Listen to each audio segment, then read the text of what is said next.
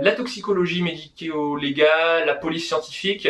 Pourquoi toutes ces métiers? C'est parce que en pharmacie, on est davantage sensibilisé à tout ce qui est surdosage de médicaments, réaction du corps par rapport à des substances étrangères, et donc ça paraît finalement assez logique. Salut les petits potes, c'est Charles et ça commence.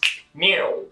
Aujourd'hui dans cette vidéo, je suis très heureux de te retrouver pour te parler des différents métiers de la pharmacie. Si tu te souviens bien, dans une vidéo précédente, on avait abattu ensemble les différents clichés des études pharmaceutiques dès la première année. Et bien là, on va creuser toujours un peu plus. Et volontairement, je vais te diviser cette vidéo en 5 parties pour que tu puisses voir les grandes filières que tu peux rejoindre dès la fin de la 4e année. Alors autrement dit, je vais te parler des métiers de l'officine, les métiers de l'industrie, les métiers de la répartition, les métiers de l'internat et les métiers beaucoup plus atypiques en pharmacie. Alors, je vais essayer de faire ce format un peu en one shot, tu me verras checker de temps en temps sur mon ordi pour vérifier que je ne te dise pas trop de bêtises. En tout cas, sache que pour faire cette liste, je me suis appuyé sur les guides de l'ANEP, qui est notre association nationale des étudiants en pharmacie. Et puis, faut savoir aussi que c'est une liste qui n'est pas exhaustive. C'est une liste qui change d'une année sur l'autre. Pourquoi? Parce que les métiers de la pharmacie ont beaucoup évolué ces dernières années. Elles sont appelées, toutes ces branches, à énormément encore évoluer dans les prochaines années. C'est pour ça que voilà, cette vidéo elle est valable à un temps T. Dernière chose avant de vraiment se lancer dans le bain, c'est de te faire remarquer que si vraiment telle filière t'intéresse, la première chose à faire c'est déjà d'en discuter avec des gens dans cette filière ou de toi-même expérimenter par les différents stages. Voilà pour ça, on va passer directement au sujet, hein. Je pense que t'en as déjà assez en tête. Alors les métiers de l'officine, c'est le plus simple, tu le connais le mieux, c'est traditionnellement le pharmacien titulaire, c'est-à-dire le propriétaire de l'officine, et le ou les pharmaciens adjoints, qui sont les bras droits du titulaire. Dans tous les cas, les choses sont faites pour que si le pharmacien titulaire s'absente de son officine, tu dois toujours avoir dans la loi un pharmacien responsable de l'établissement. Voilà pour ça, au niveau des grands rôles, bah, tu les connais, c'est délivrer à partir d'une ordonnance un traitement, c'est donner tous les conseils pour une prise en charge optimale, c'est aussi être l'intermédiaire entre le patient et le médecin, hein, pour veiller à l'adaptation de la posologie par exemple, et puis c'est tout aussi un rôle de prévention, de vigilance, puisque c'est le pharmacien d'officine qui localement va recueillir les effets indésirables, va les faire remonter vers les agences à un échelon un peu plus haut.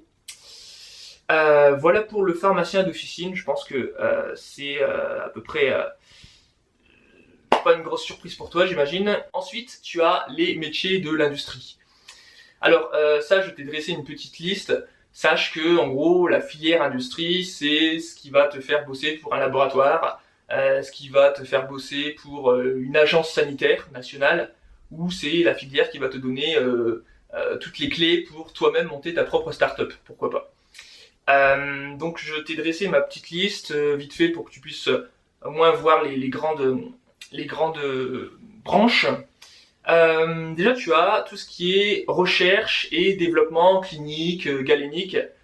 Autrement dit, c'est tout ce qui va parler de la conception du médicament avant sa mise sur le marché. C'est-à-dire qu'on a trouvé une molécule intéressante, on pense qu'il peut y avoir un maximum de bénéfices et un minimum de risques. Eh bien, l'enjeu ici, ça va être de la tester énormément pour s'assurer qu'elle peut être commercialisée. On parlera dans cette filière de différents domaines. C'est pas seulement dans le médicament pur. Tu peux bosser dans la cosmétique, dans tout ce qui est nutriments, la nutraceutique, l'agroalimentaire. Tu vois que c'est très varié, très réglementé également. Voilà pour ça. Ensuite, tu as la production. Alors la production, le médicament est déjà sur le marché.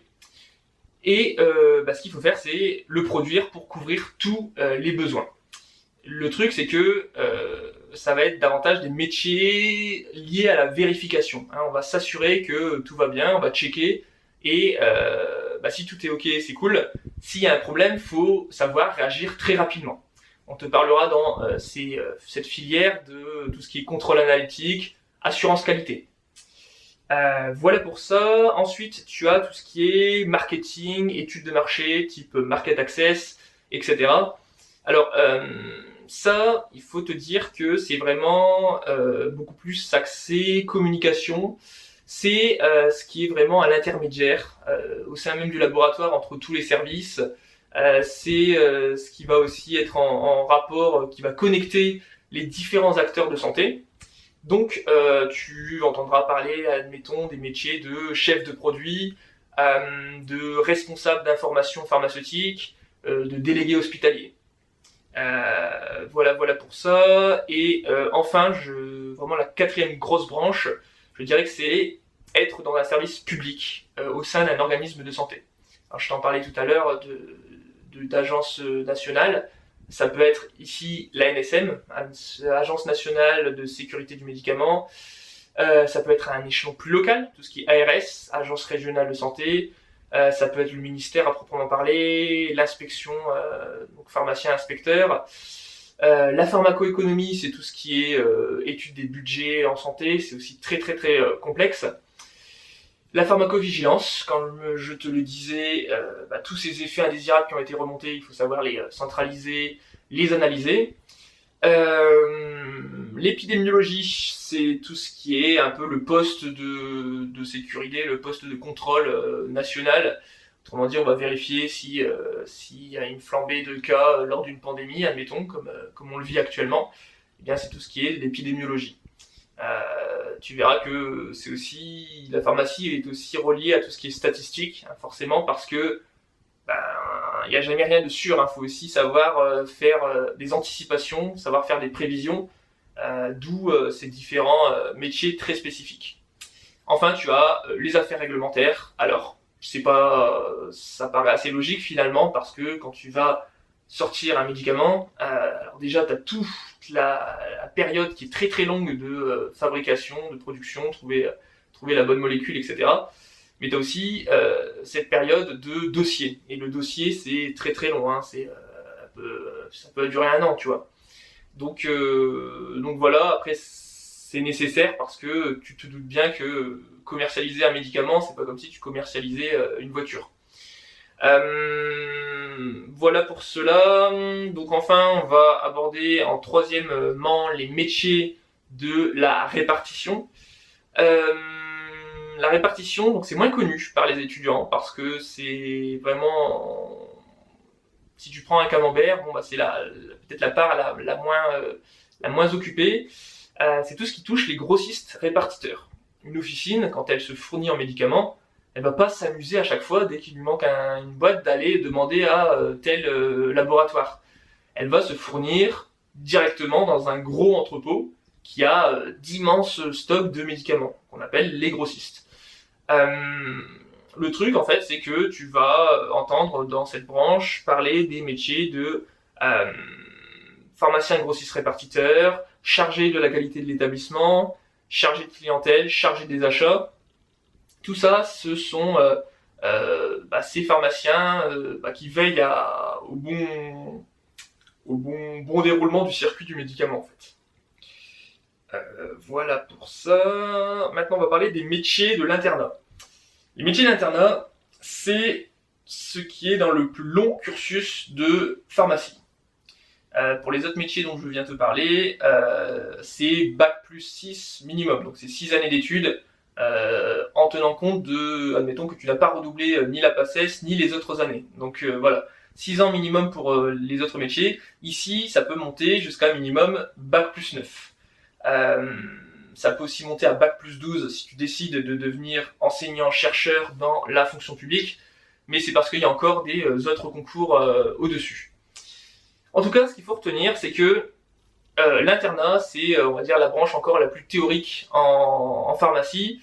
C'est celle qui va encore te rajouter un concours supplémentaire à la PACES, qui sera l'équivalent chez les médecins aux ECN.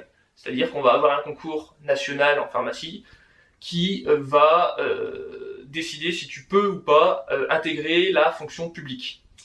Dans cette fonction publique, tu as les deux grosses branches qui sont pharmacien dans la biologie médicale et pharmacien en pharmacie hospitalière. À savoir que il y avait aussi une branche recherche avant qui existait, mais qui a été un peu réformée ces dernières années. Ici, je vais surtout te parler des deux principales.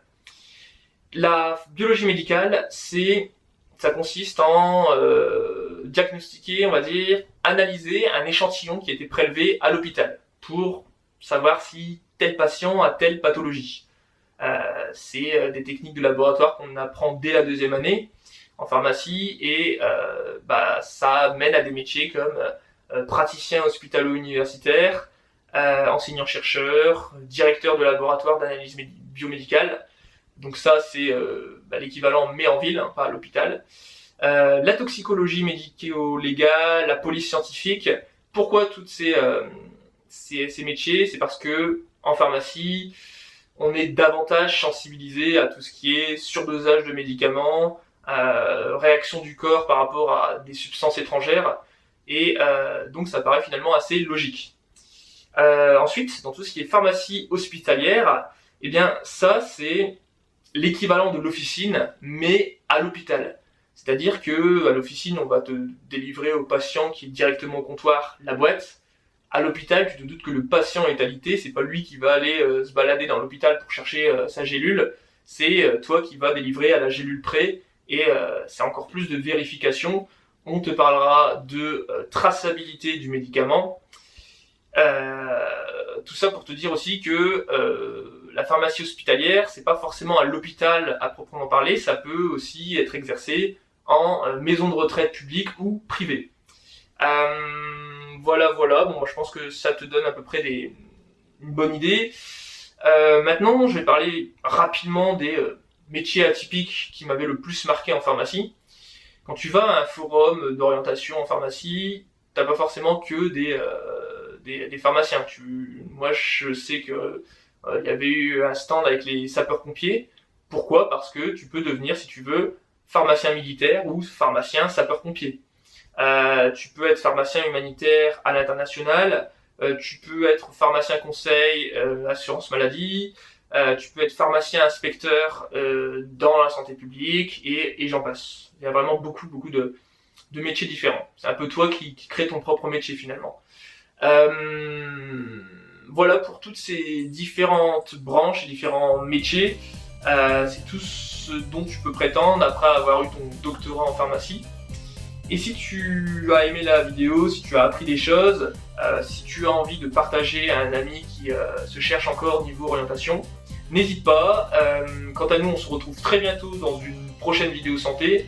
En attendant, tu peux me laisser un pouce de soutien, t'abonner, activer la cloche, et puis on se retrouvera très bientôt. En attendant, prends soin de toi, et je te dis salut, à bientôt.